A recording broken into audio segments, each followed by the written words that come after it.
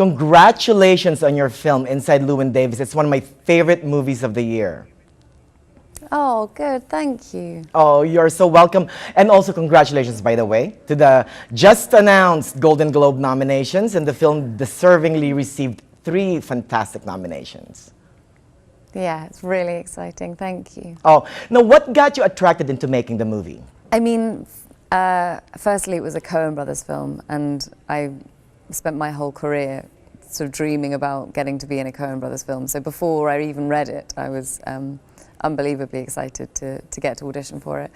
And then it was just a great script. It was, you know, they write so brilliantly, and you know, they just tackle such a broad range of ideas and stories, and this was just such a great story about a time, and one that I didn't know very much about. So it was just an exciting kind of world to step into with them.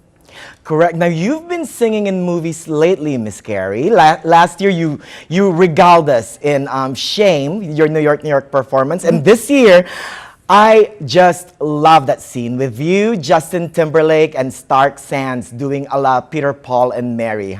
How was it shooting that scene? It was fun. It was the first scene that I shot in the movie. And we'd had a bit of rehearsal time a month or so before that, so we'd kind of figured out our harmonies and figured out sort of our little trio, and it was great. You know, I was nervous, of course, because I was singing with professional musicians and surrounded by professional musicians, but they were so lovely and so encouraging, and it ended up being really good fun. Now, let's talk about your character for a second, Jean. You know, when we first meet her, she is really deservingly angry at Oscar Isaac, Llewyn Davis, right? Yeah, I mean, I think, you know, you're meeting both of these characters. I mean, Oscar's character, Llewyn Davis especially, in a really bad week. You know, this is sort of a low point for him, and it's definitely a low point for her. So, and you're also meeting 2 characters that are really, really close friends, and I think they're brutal to each other, and she is especially to him. But I think it's, you know, it's a sign of intimacy. You can only really be that unpleasant to people that you know that well. So you know, you meet them at their very worst point, and they're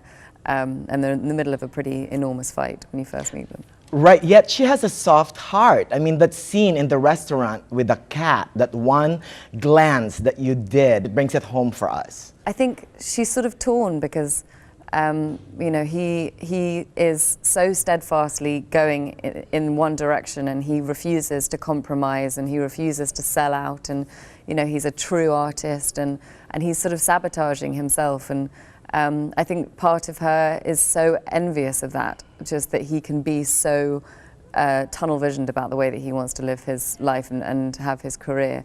And so she's torn between sort of having a great affection for him, because I think they're incredibly close, but also wanting him to try and do better for himself. You know, I describe the movie, it's almost a fairy tale. It's like Alice in Wonderland meets Peter Pan.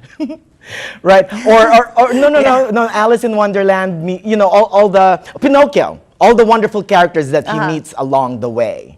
Oh yeah, I mean, and there are, you know, it's always the case in Coen Brothers films, there are these extraordinary people who pop up, and John Goodman comes in and he has a couple of scenes with Oscar and Garrett Hedlund, and he's incredible. Yes, I love it. And you know what? My biggest takeaway from the movie is that life is cyclical.